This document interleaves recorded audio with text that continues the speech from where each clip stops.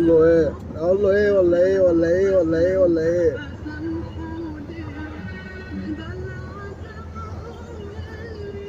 السلام عليكم يا جماعه، منورينا على القناه الجميله ديت في اجواء دمنهور بقى، في الضلمه، ضلمه دمنهور، احلى ضلمه بصراحه.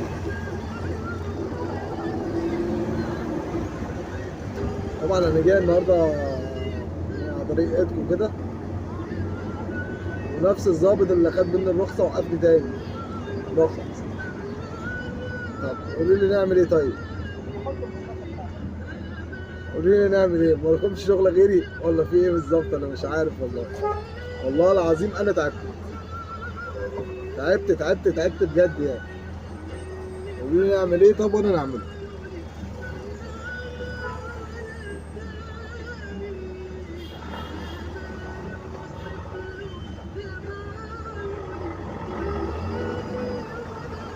احنا ما بنغلطش، احنا يعني انتوا بتضطرونا للغلط، يعني نروح نجدد الرخصه ونروح نصرف عليها مفيش مشكله، وبعد ما نجددها تسحبوا الرخص تاني وتالت ورابع. قولوا لي بقى طب نعمل ايه بس؟ نعمل ايه بس؟ شق هدومي؟ نعمل ايه طيب بس؟ والله عشان انا تعبت، والله تعبتوني بصراحه. احنا ما بنغلطش، انتوا بتوصلونا للغلط مع افعالكم واعمالكم. قولوا لي نعمل ايه؟ نعمل ايه بس؟ نعمل ايه من مصر ام الدنيا؟ نعمل ايه بس؟ قولوا لي. لو حد عنده حل انا مفيش مشكله، نروح نعمله.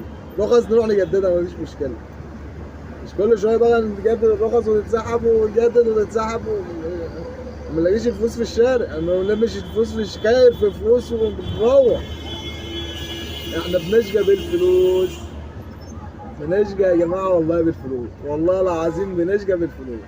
الغلط انا هنزل لكم كل الغلط اللي انا صورته من دمنهور بقى ام الدنيا، مع احترامي بقى ظابط وكيل نيابه ايا كان مين، يعني ملوش الصلاحيه ان هو يمشي من غير نمر اصلا، يعني زي النمر اللي هنصورها وهننزلها دي. طالما يعني احنا ماشيين صح بناكل عيش بالحلال وده غلط في نظركم، يعني كل شويه فلوس فلوس فلوس ندفع فلوس زي السلام عليكم كده. تعبت والله. قولوا لي نعمل ايه طيب؟ انتوا بتوصلونا للغلط. يعني لو واحد غيري راجل مش معلش مش محترم مثلا هيعمل ايه؟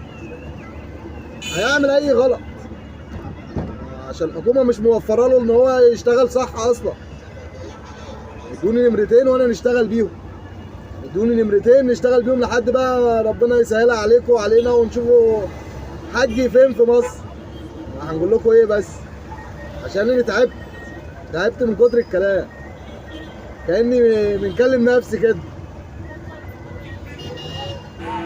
من الساعه اهو. قولوا لي نعمل ايه؟